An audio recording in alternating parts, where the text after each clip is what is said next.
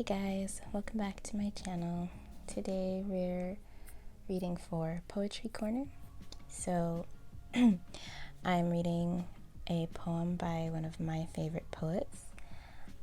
His name is Edgar Allan Poe. And Poe was an American writer, editor, and literary critic. Poe is best known for his poetry and short stories, particularly his tales of mystery and macabre. So he wrote about dark and violent things.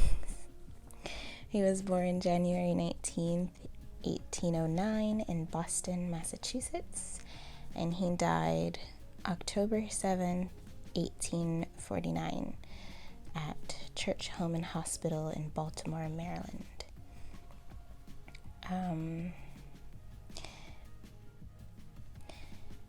Today's poem that we're going to read is called The Raven. Let's begin. Once upon a midnight dreary, while I pondered, weak and weary, over many a quaint and curious volume of forgotten lore, while I nodded, nearly napping, suddenly there came a tapping, as of someone gently rapping at my chamber door. "'Tis some visitor," I muttered, tapping at my chamber door. Only this and nothing more. Distinctly I remember it was in the bleak December, and each separate dying ember wrought its ghost upon the floor. Eagerly I wished the morrow, vainly I had sought to borrow from my books surcease of sorrow, sorrow for the lost Lenore. For the rare and radiant maiden whom the angels name Lenore, nameless here forevermore. And the silken, sad, uncertain rustling of each purple curtain thrilled me, filled me with fantastic terrors never felt before. So that now, to still the beating of my heart, I stood repeating, "'Tis some visitor entreating entrance at my chamber door. Some late visitor entreating entrance at my chamber door. This it is, and nothing more." Presently my soul grew stronger, hesitating then no longer. "Sir," said I, "or madam, truly your forgiveness I implore. But the fact is I was napping, and so gently you came rapping, and so faintly you came tapping at my chamber door, that I scarce was sure I heard you. Here I opened wide the door. Darkness there, and nothing more." Deep into that darkness peering, long I stood there wondering, fearing, doubting, dreaming dreams no mortal ever dared to dream before. But the silence was unbroken, and the stillness gave no token, and the only word there spoken was the whispered word, "Lenore?" This I whispered, and an echo murmured back the word, "Lenore." Merely this, and nothing more. Back into the chamber turning, all my soul within me burning, soon again I heard a tapping, somewhat louder than before. "Surely," said I, "surely that is something at my window lattice. Let me see, then, what thereat is, and this mystery explore. Let my heart be still a moment, and this mystery explore. 'Tis the wind, and nothing more." Open here I flung the shutter, when, with many a flirt and flutter, in there stepped a stately raven of the saintly days of yore. Not the least obeisance made he, not a minute stopped or stayed he, but with mien of lord or lady, perched above my chamber door. Perched upon a bust of Pallas, just above my chamber door, perched and sat, and nothing more. Then this ebony bird beguiling my sad fancy into smiling by the grave and stern decorum of the countenance it wore. "Though thy crest be shorn and shaven, thou," I said, "art sure no craven, ghastly, grim, and ancient raven wandering from the nightly shore. Tell me what thy lordly name is on the night's Plutonian shore." Quoth the raven, "Nevermore." Much I marveled this ungainly fowl to hear it discourse so plainly, though its answer little meaning, little relevancy bore. For we could not help agreeing that no living human being ever yet was blessed with seeing bird above his chamber door, bird or beast upon the sculptured bust above his chamber door, with such name as Nevermore. But the raven, sitting lonely on the placid bust, spoke only that one word, as if his soul in that one word he did outpour. Nothing further then he uttered, not a feather then he fluttered, till I scarcely more than muttered, other friends have flown before. On the morrow he will leave me, as my hopes have flown before. Then the bird said, Nevermore.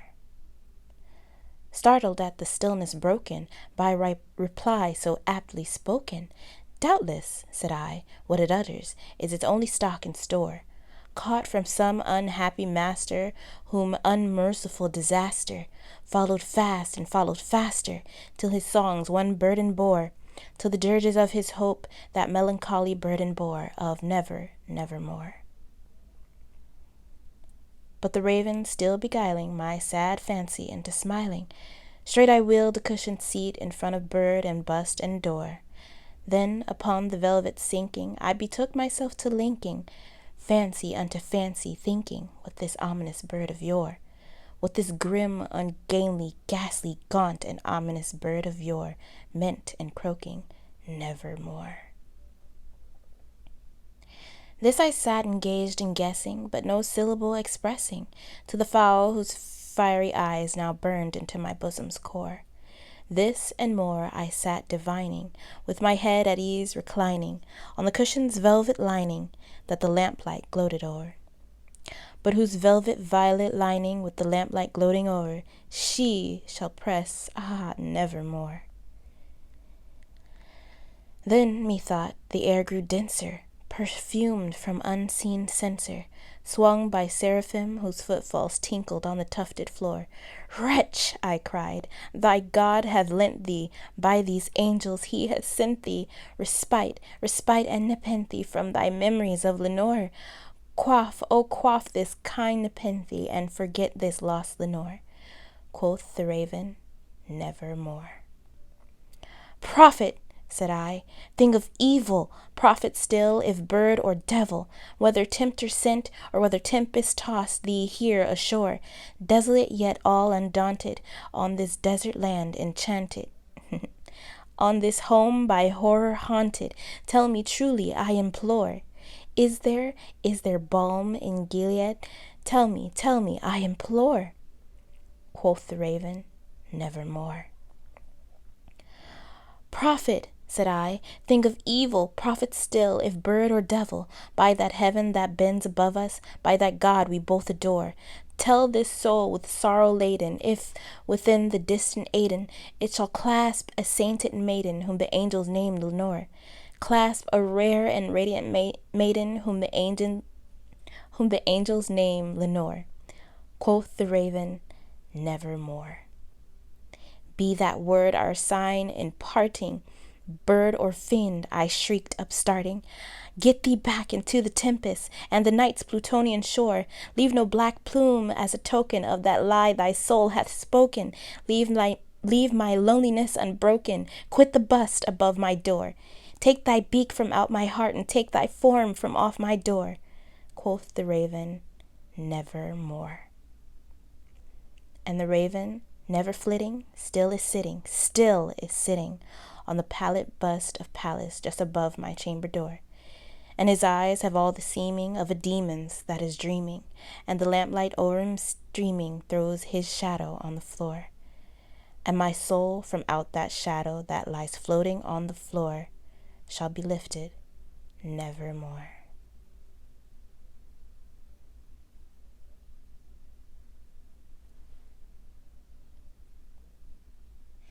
And that's all. The Raven was written, I believe it was written, I'm not sure, but I believe it was written in the 1800s, mid-1800s. Let's see. It was first published in 1845. It's often noted for its musicality and its like supernatural atmosphere, so it's very spooky and very and it was actually a little bit of a struggle to read it because I've read this poem a lot. I almost had it memorized,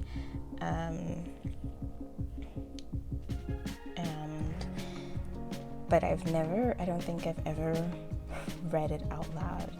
So like it's kind of has like a little beat as you go. So, and it's really like fast paced. But this is one of my favorite poems in the world. So I hope you like it. I'm definitely sure there were a lot of words in this one that are not common. This is a very old poem. So if you would like any words explained or anything, please leave them in the comments and I will do my best. Thank you for listening. Take care.